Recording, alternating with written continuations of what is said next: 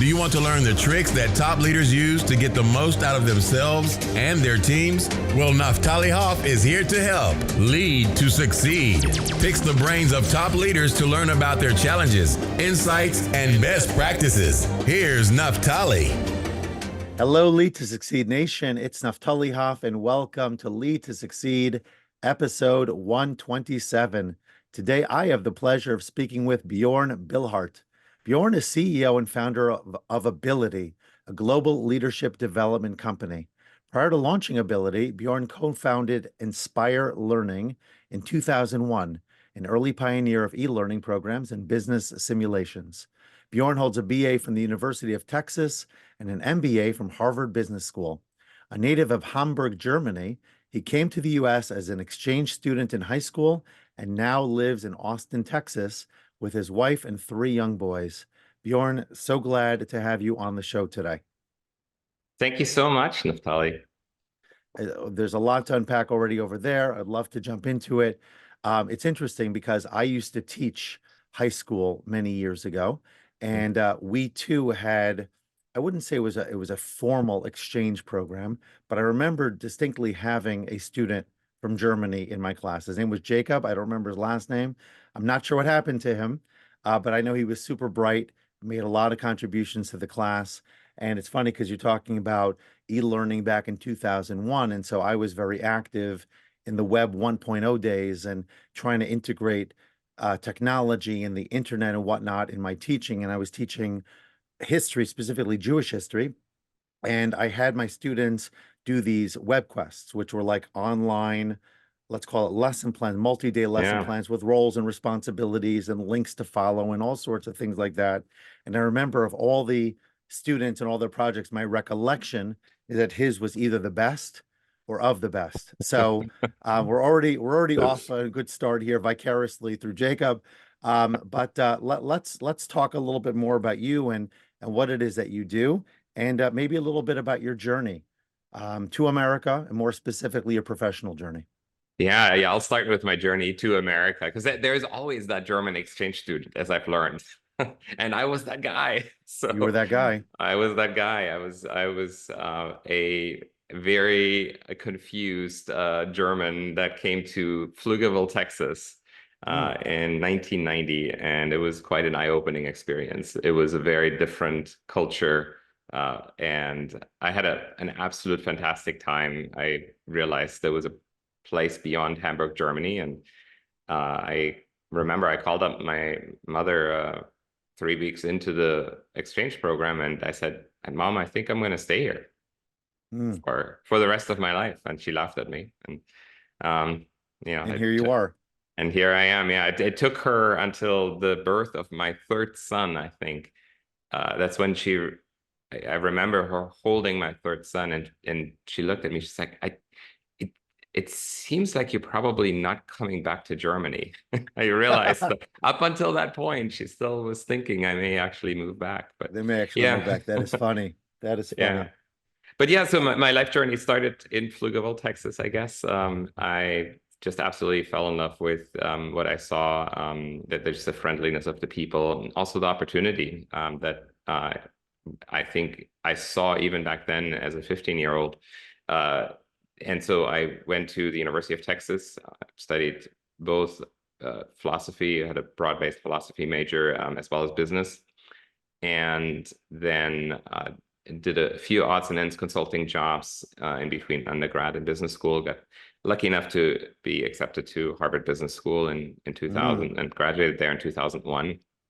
And then joined the early world of e-learning, and I guess it's similar to what you did with your students, kind of putting together online courses for large corporations. And so we went from there, started my first company, Enspire Learning, as a services business, grew that for about 15 years, so ended up about being 50 people. And then realized in 2015 that my passion actually my passions are learning, technology, some entertainment actually as well, in addition to education.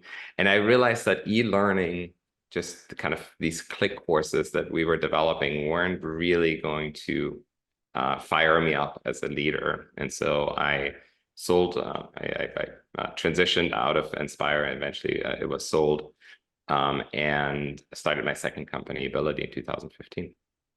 Wow, interesting. Yeah, just as a brief anecdote before we continue, I have a son, daughter-in-law, and granddaughter living in London. And you know, the whole idea of will he settle there permanently? Will he not? You know, it's sort of like this lingering question. You know, we're happy for them where they are. We're not putting any pressure, but I definitely can relate to the question of having kids abroad and wondering what their ultimate future will be. Yeah, so there's a lot there, and I'm kind of curious. We talked about passion.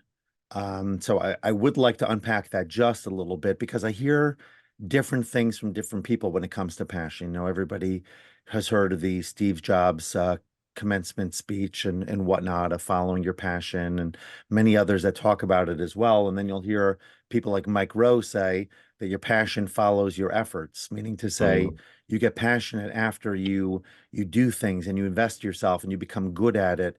And that's where the passion really develops. It's interesting because, just to switch languages for a moment, I'm not going to go German because that's not an area I'd be very proficient at, but Hebrew, the Hebrew word for love is ahava, and the word hav means to give. And so it's understood that love emerges from things that we give to. So typically we think we love things because they are. So I love something that I enjoy eating, which is somewhat of a paradoxical statement, but leave that for now, or something else. But real love, as we know, is something we've invested in. So I'm curious to know what your take is, and advice you would give as far as the importance of drawing together passion with your work, and the process by which you would advise people to get there. Yeah, it's always the hardest question to answer, right? Do you follow your passion, like Steve Jobs wants you to do, or do you actually figure out what you're good at?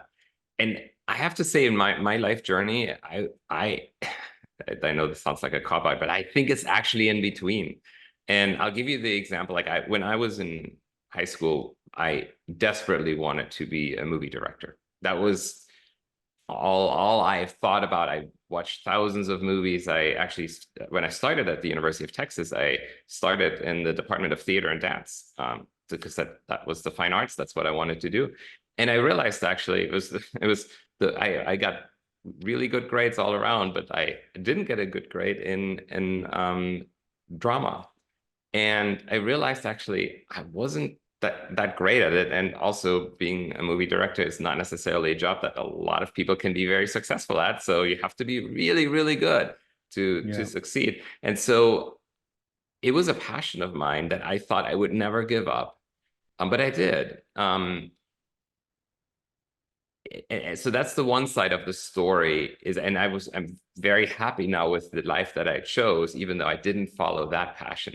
But I think so on that side, I agree with this. Like, you know, you don't just blindly follow your passions. Like, you actually got to look in the mirror and look at what you're good at. Because if you have a passion that you're not good at, I'm better off being a movie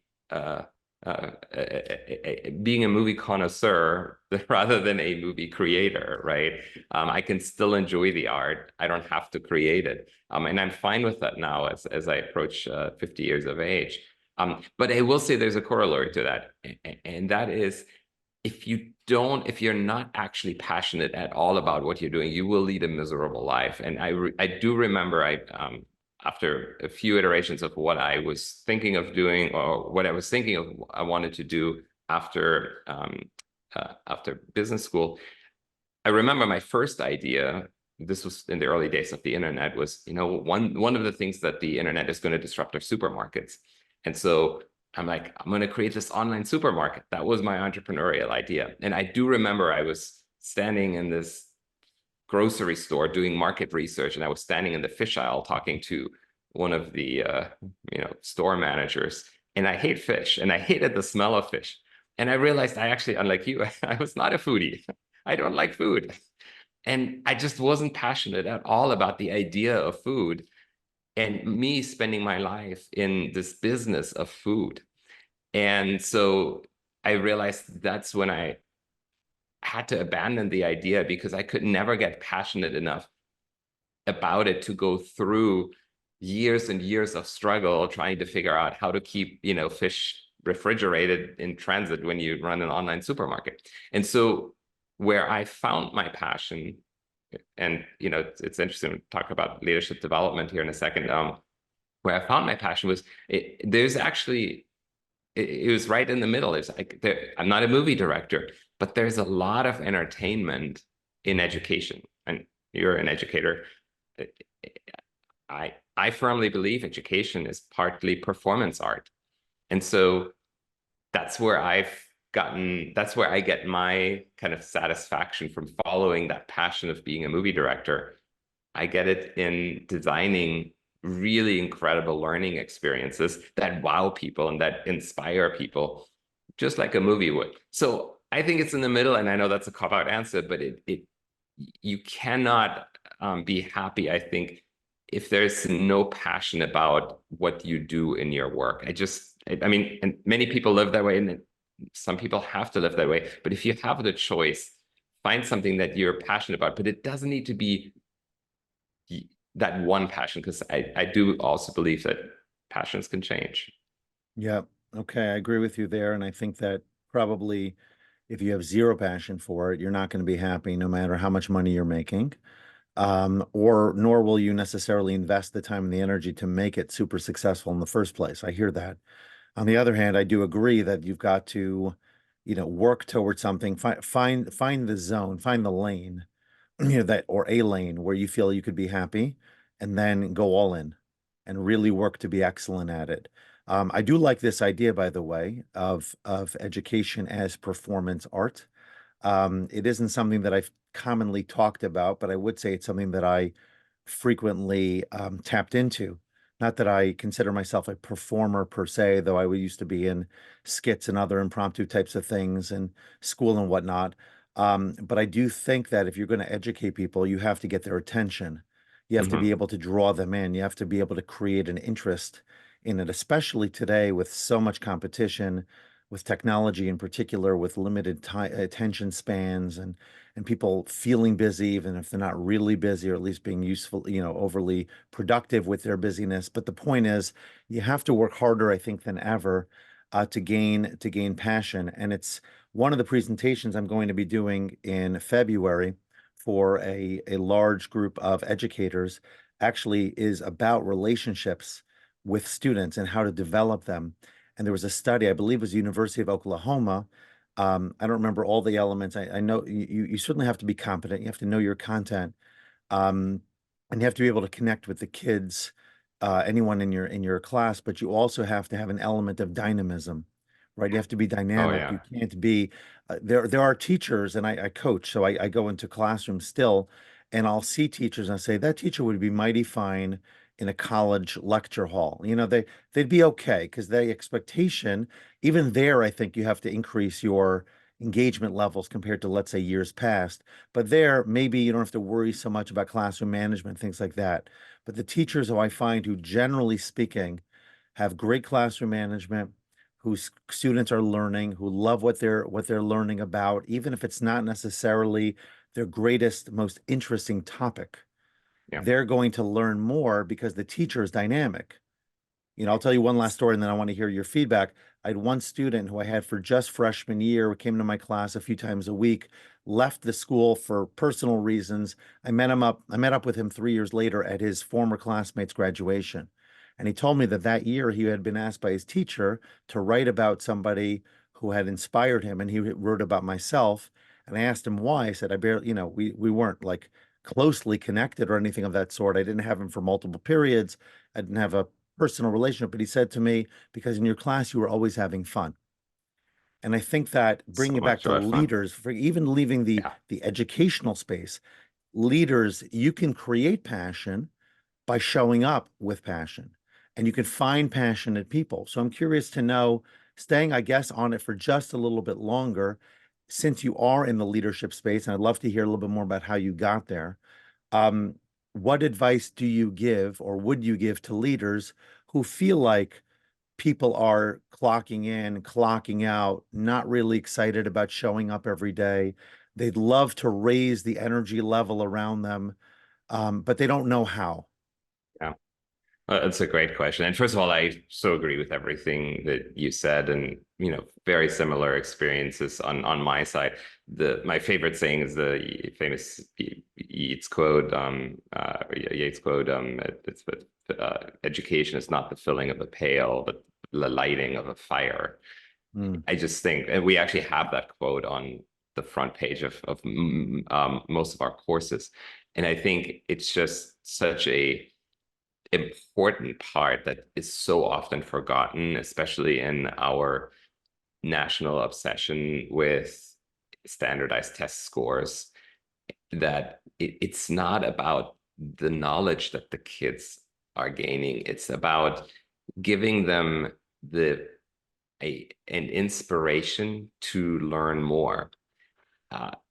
Much of what I learned in high school, I don't use anymore in my daily life. But what I am using is knowing how to ask the right questions, knowing how to, dig a level deeper. And you don't learn that if you're not showing the kids your own passion, right? So I just am such a big believer of the idea that you mentioned, that it is not about knowledge transfer. It is about invoking invoking interest and passion in someone, and that's a very different skill set than being knowledgeable about something. And I think yeah, the advice I would give to anyone that's in the education profession is that don't focus so much on, I mean, it's so hard. It's easy for me to say because we don't have to teach to a standard. We teach adults who are thinking individuals. So we can use all sorts of ways to incorporate really, really interesting things into our corporate classroom for adults. Our main product that we have are these leadership simulations, and they're super engaging and fun environments where you practice being a leader by actually being thrown into the deep end, right? And you become CEO of a company and you have to learn how to make decisions across all functional areas of the company. Super fun and super engaging. But I will say, I don't envy the person in a public high school who can't really do much of that because they're being asked to deliver on these standardized tests that I think really have destroyed so much of the potential in our kids. I really do believe that. Like, yes, some standardized testing is important, but what we've been doing as a nation to our kids in making everyone think that everyone has to be an astroscientist STEM person, right? Instead of really focusing on figuring out what people's intrinsic motivators are, what their passions are, and then kindling those and fostering those to make people happy adults that are productive and focused on the things that they love doing. I can go on and on about some of the things that I think are wrong there. Let's actually transition out of education back to the workplace, and let's make a transfer, if you will, to the leader. So originally I asked you a question about passion. We can certainly dive more deeply into that, but maybe while we're already here, we can talk about how leaders can help create a learning environment as well, encouraging learning of new skills, of knowledge, developing curiosity and interest on the people around them, because I think there are many indicators of workplace satisfaction, and oftentimes we think that it's driven mainly by salary. Salary is a factor, but it's not the factor most people think it is, because a lot of people will take less money to work in a more engaged environment where they feel more valued, engaged, etc. So what advice would you give, and maybe sort of working your simulations outward to the outcomes that you seek for participants who are taking these simulations? what are the outcomes that you want them to be able to develop so that they can lead their teams better? Yeah, that's a great question. The interesting thing that I find is that there are many leaders profess to this ideas like, I want to make sure that everyone has, brings their most creative self to work, right? What I actually have found, but then the problem is there are, of course, the daily realities that not, most of the time we work on things as a team that aren't necessarily the things that, if we were all by ourselves, we would want to work on, right? So reconciling the needs of the business with the needs of individual for creative self-expression is one of the hardest parts of a leader to reconcile, right? Because sometimes they overlap 100%. Most of the time, they overlap maybe 20-30%. And so the needle that leaders have to thread is to figure out, how do I engage people in a way that gets them to do their very best for the company and also gets them to be their very best for themselves. And that's the hardest part, I feel, for any leader. And the answer, we did write a book about it called The 12-Week MBA. And in that book, one of the big chapters, one of the most important chapters, I feel, is on understanding people's intrinsic motivators. And it's interesting because you actually don't necessarily talk that much about it when you go through a 12-week MBA or when you go through a full 2-year MBA. Most of that, what you learn there are, finance, accounting, marketing, frameworks on supply chain management, but you don't talk as much about that part of leadership, which is, I think, one of the most critical ones, which is really understanding the people that you work with, whether they're, mostly, your subordinates, but also your peers and your boss, and understanding what are their intrinsic motivators, right? And when you really do get an understanding of what those motivators are, you can start tailoring things in your work environment to those motivators, right? And sometimes, those motivators are very surprising. You may think someone is motivated by money, but maybe they're just motivated by security. And if you realize that, you can find all sorts of ways in which you can tailor the work environment to those intrinsic motivators. And I do think that's like one of the hardest tasks and one of the most important tasks that a leader can do. And what I go back to my it's in the middle answer. It's in the middle kind of guy. And so the idea that you can and should unfold all of your personal passions at work 100% of the time, I think it's not necessarily, most people know that's not a realistic idea. On the flip side, if you leave all of your passions at home, you're also not going to be happy. The important part, I feel, as a leader, is to create avenues where people can express themselves, can be creative, can utilize their intrinsic curiosity. But I do think having constraints is actually really important. It's really interesting that Google's 20% projects, a lot of them actually, and Google basically told everyone at Google can spend 20% of their time on interesting projects that they do on their own that have maybe nothing to do with their day job. Those projects actually haven't worked out as well as Google had hoped, right? And not that many great business ideas that came out of those projects.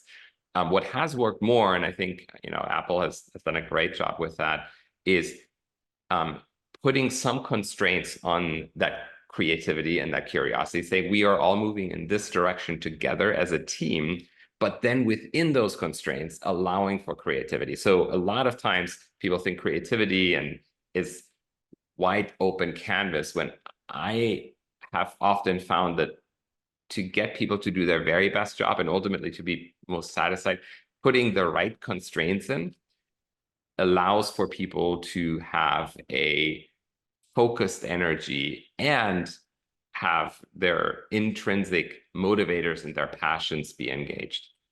So how does a leader actually find out what his people or her people are passionate about? And then, maybe a little bit of a harder question to answer because it's probably context specific. How does a leader, other than giving people space and maybe some permissions to get involved in projects that are not core to their day to day, how can leaders, in fact, allow people to tap in to those passions in a manner that's constructive for the company? Yeah. The answer to your first question is also a big chapter in our 12-week MBA book, and that is presence and trust. So the two most important concepts that we believe that a leader needs, first of all, trust. Trust needs to underlie every relationship that you have as a leader. If you don't have trust, you're not going to have any type of meaningful, open conversations with the people that you are leading. So trust is the basis. And then the second thing is presence. And, as leaders, we get caught up so many days, and I'm guilty of this too, in the day-to-day.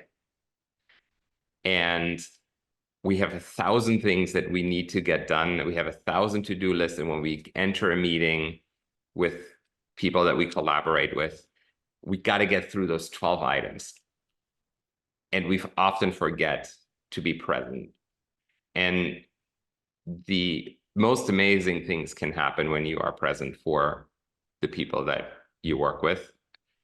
It gets harder as you get bigger, right? I've got a pretty large team now underneath me, and I can't be present for all of them, right? So I have to be selective in how much time I spend, but I just am always surprised by how much you learn when you're present, when you're really present for the person.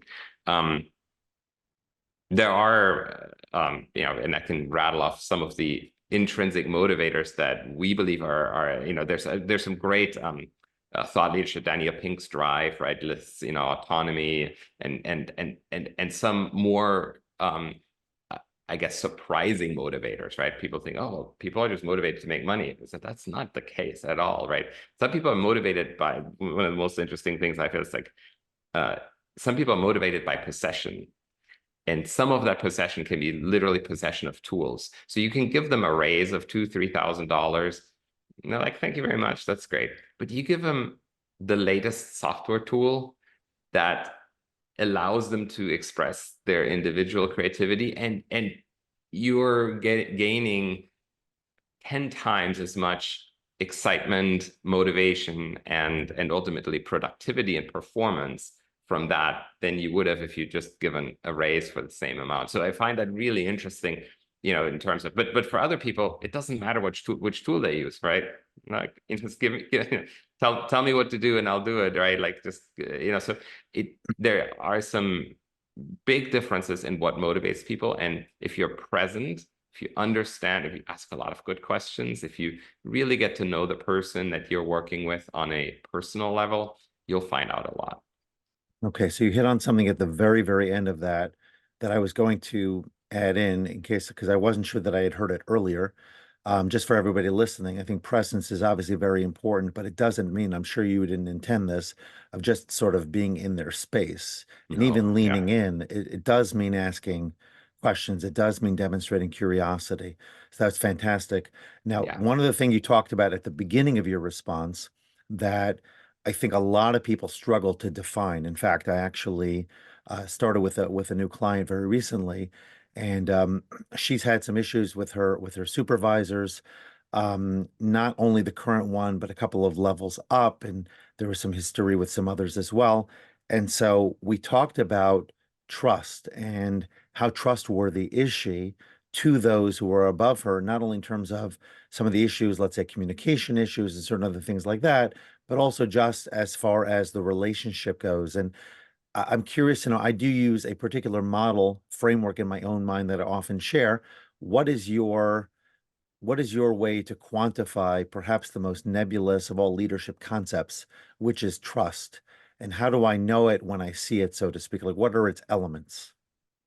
That's a fantastic question. And I'm going to start invoking the book again, mainly because that's been the focus of my life for the last 2 years, but also because I do think one of the big, the way that we actually have, the way we're thinking about business in the 12-week MBA is that it's actually the concept that a company is based on a whole network of trusting relationships.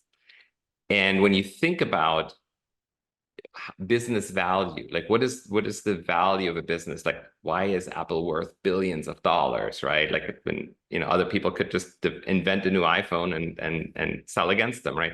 What makes Apple so worth so much, right? Why is the value of the company? So we actually unpack where that value is coming from. And one of the big counterintuitive things is that value actually isn't derived from our current revenue. It's not even derived from our current profits as a company. It's actually derived from the future promises that we make. Future promises that we make to our customers, that we will be there for them. Future promises that we make to investors, that we will grow the business.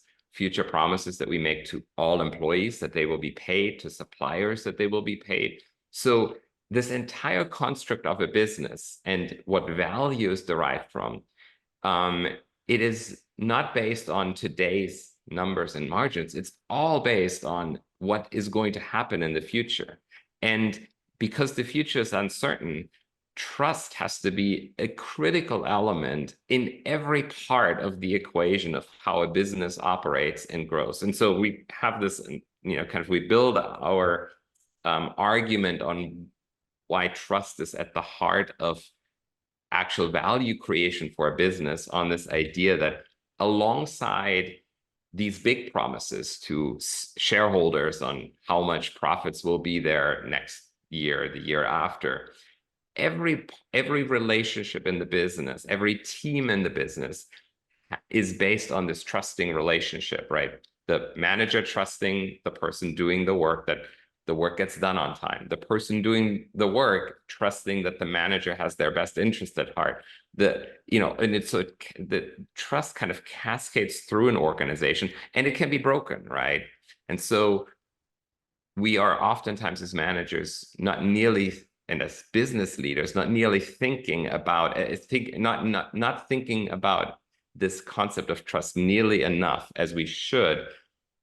When you think about, oftentimes we make promises that we may not be able to keep sometimes, and so that can erode trust. And if you put this idea of trust at the heart of a business and roll it up through all the various departments, all the way to the statements that the CEO makes to shareholders in terms of when a new product will be released, you realize that this entire construct of a company is actually, just a construct of a construct of trusting relationships that all roll up from, throughout the entire organization. So there's a lot more to that concept, but that is at the heart of one of the things that we believe has been misunderstood. When sometimes business leaders make decisions that erode trust with their shareholders and with their stakeholders, including employees and customers. Yeah, and I think that what you just hit on, I often reference the Ken Blanchard ABCD model when it comes to trust, and so you hit on the B and the D, I think, a lot: the believable and the dependable. Right? In other words, my word is my word, and I will do what I say I will do. It's kind of funny because I can think of multiple examples, whether it's a bank account or furniture that I've purchased or certain other things or warranties, different companies, etc., that the company went out of business. And so here I am, I have a lifetime package on, let's say furniture repair, and they're no longer existing. So that didn't do me very good. So there's no guarantees that anything will be there forever. On the other hand, you're there in the moment. You're there as long as you will be there. You're going to give them your word. You're going to follow through as best as you possibly can. And then the A and the C are able and connected. So you have the ability to do the job, and connected is an important piece. I think it's a theme of a lot of what we've discussed, that underlying relationships is a sense of connection, right? I will run through a brick wall for people who I feel have my back, are supportive of me, I'm connected to. And then there are other people who I'll do my best because they're paying me to do it, let's say, but I don't have that same degree of passion. It's almost more of a clock in, clock out type of a relationship with them. And so you oftentimes transform, you know, even something as transactional as a work agreement by the approach that you take and the amount that you invest in. And the busier you get and the more people you have, the more direct reports or indirect reports you have, it'll look different. But people don't measure it necessarily in amount, in quantity. They measure it in quality. So if the boss, the big boss, let's say, is spending 5, 10 focus minutes with me every so often, but when they're there, they're truly there, and I'm the only source of their focus, that's of greater value to people, I think, than even less, much more time, but less of that personal touch. So Yeah. I'd love to go deeper on it. I know we can converse on it for a while, but we do got to transition over as we make our way to the next segment. The last question, excuse me, that I have for this segment is, tell us about the biggest mistake you've ever made and what you've learned from it, how it informs your practice today. Oh my God. That is probably the hardest question for me to answer because I've made so many mistakes. And I actually I'm a reasonably open guy and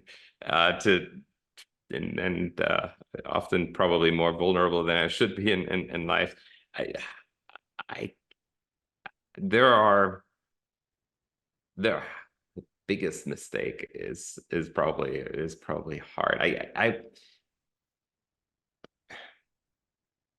I'm actually going to go with, like, if I had to like reflect back on my entire life, a big mistake that I made early on.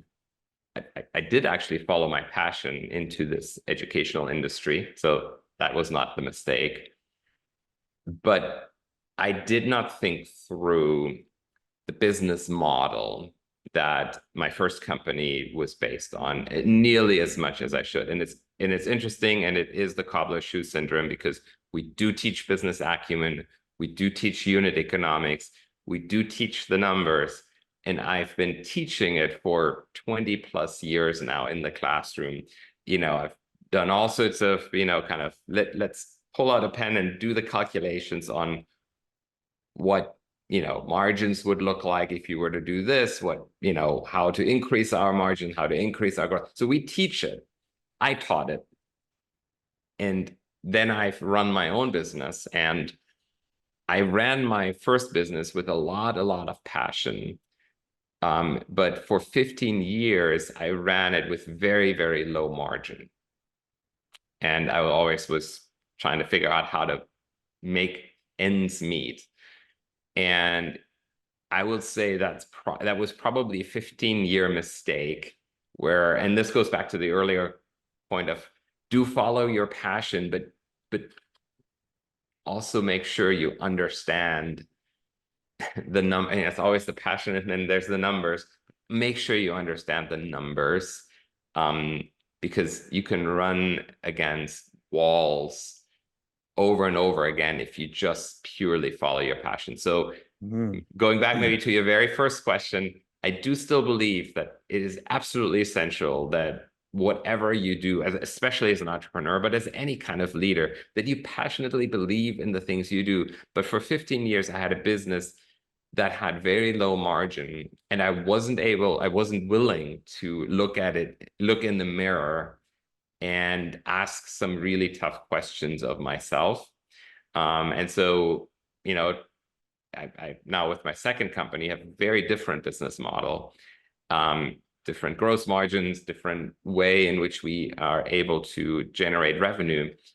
And I didn't realize the emotional and the psychological impact that like actual numbers, i.e. gross margins, have on you, because I am personally a much happier person than I was when I was with a low margin business. So that's probably the biggest life lesson. It's 15 years of my life, and I love my first company too. But yeah, it's a big lesson, had big implications, and I think it's also shows the importance of having a coach or a mentor. They're not the same, but each serves a role. Somebody who maybe doesn't even share your passion, and can be that objective pair of eyes to counter the passionate side, because again, you're looking at it and saying that's great and all, but it's not adding up.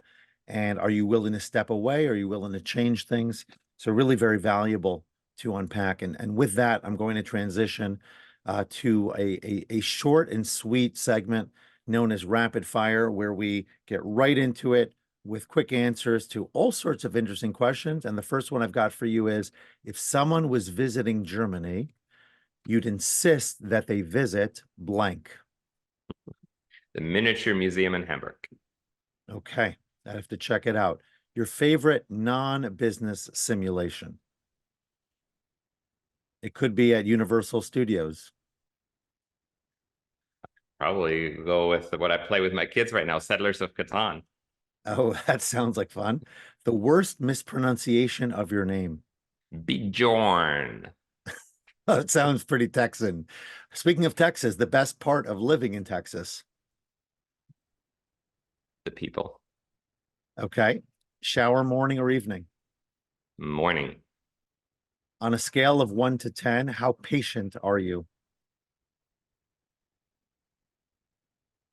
You want the honest truth or the... This is the honest truth right here.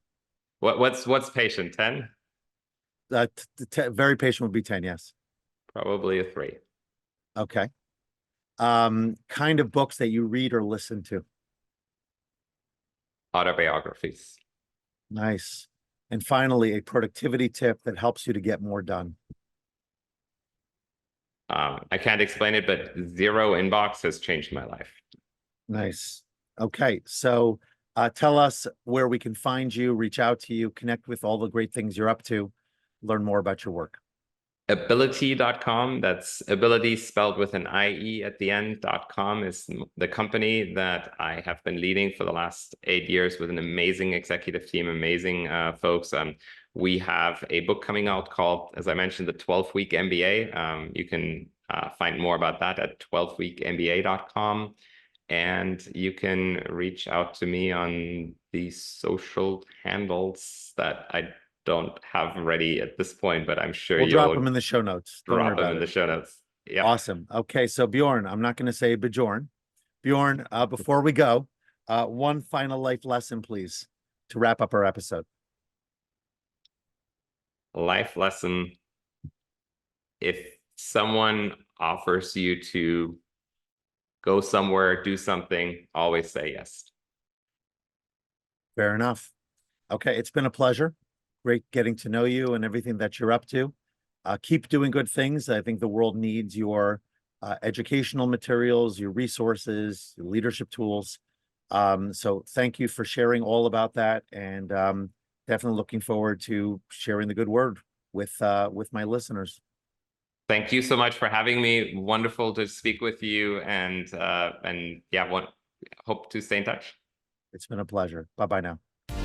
Thanks so much for listening to this episode and for investing in yourself so that you can lead to succeed. Before you go, don't forget to subscribe, rate, and review the show. Your feedback gives the show more social proof and encourages more folks to listen.